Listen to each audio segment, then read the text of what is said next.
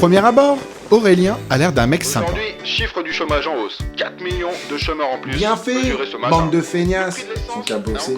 Mais ce n'est pas le cas. Attendez-moi. Il se réjouit du malheur des autres, et dès qu'il le peut, il exprime sa malveillance Je peux avoir mon ballon, monsieur? avec un plaisir à peine dissimulé. Mais bien sûr, mon petit bonhomme. Pour faire simple, Aurélien est méchant. Bonne journée, bonhomme. Hein. Cultivant et revendiquant ce côté bad boy, il s'est logiquement orienté vers le plus méchant des roadsters, la KTM 1290 Super Duke R. 180 chevaux en version libre, 210 kg tout plein fait, des lignes taillées à la serpe et un son caverneux qui vous fout la chair de poule à la moindre rotation de la poignée. Et attention parce que c'est méchant. Ouais, papy, c'est ça, ouais. La 1290, c'est clairement le côté obscur de la force.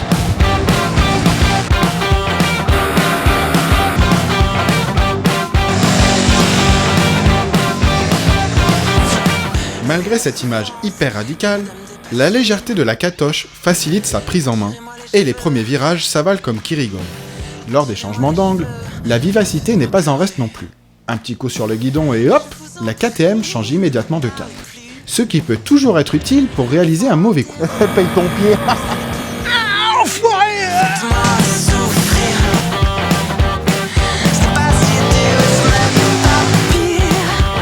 La position de conduite est agréable, avec un appui peu prononcé sur les poignets et des jambes pas trop pliées. Sans parler des commandes d'une souplesse exemplaire. Quant au moteur, tant qu'on oscille entre 3 et 5000 tours, ça va. Avant ce régime, ça pilonne pas mal, largement de quoi vous déchausser une molaire. Et au-dessus, disons que quand on fait ça, il se passe ça. Et oui, même si la Super Duke déstabilise un peu par une hospitalité surprenante, elle nous rappelle vite à son rôle premier, celui d'être un roadster très très sportif. Le châssis est tout simplement génial, grandiose en toutes circonstances. On se jette dans les courbes avec sérénité, se disant que le seul truc qui empêche de rentrer plus fort, c'est la taille des couilles du pilote. On ressent la même chose en sortie de virage. On met du gaz. Chaque fois un peu plus. Mais jamais la KTM ne pompe, ne se désunit ou élargit sa trajectoire. Rares sont les machines qui profitent d'une telle motricité.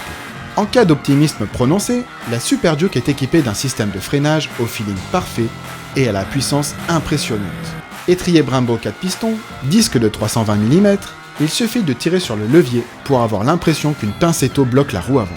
Une telle partie cycle agace forcément Aurélien, car avant de mettre en défaut l'Autrichienne, il va falloir qu'il se crache sacrément dans les mains. Ah, tu vas aller où je veux, oui.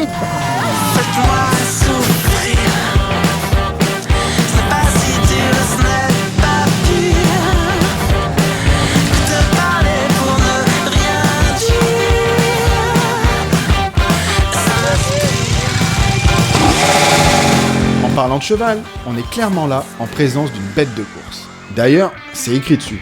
L'animal est fin, affûté, musclé, avec une allure générale sans fioriture. Côté matos, tout est apparent.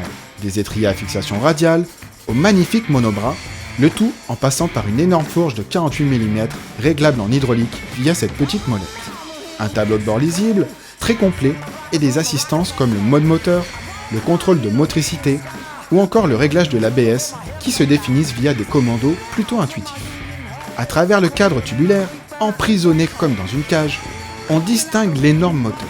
Un bicylindre en V de 1301 cm3 calé à 75 degrés et qui développe près de 180 chevaux pour 14,6 m/kg de cours.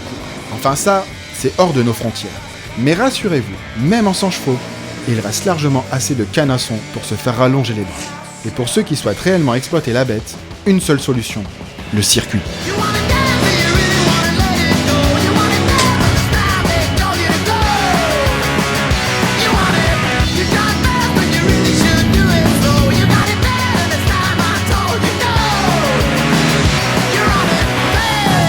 Bridé, le bloc autrichien demeure démoniaque, car il lâche sa puissance et son couple maximum dès 6000 tours.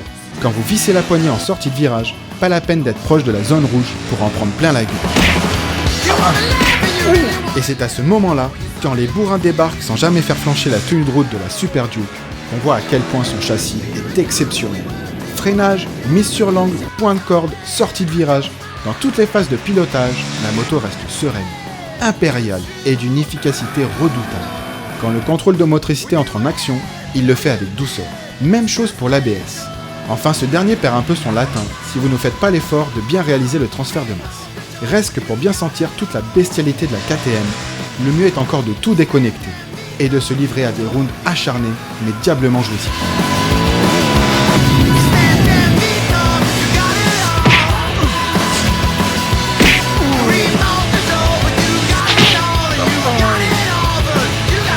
Jusqu'à ce que sonne la fin du combat.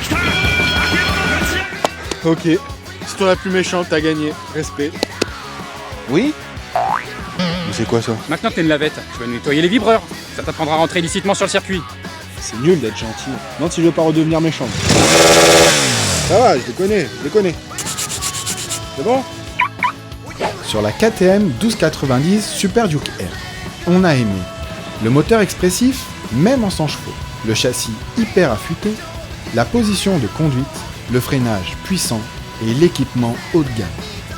On n'a pas aimé le prix, digne d'une sportive, être à l'arrêt pour déconnecter les assistances, et le bridage, qui lui enlève quand même 80 chevaux.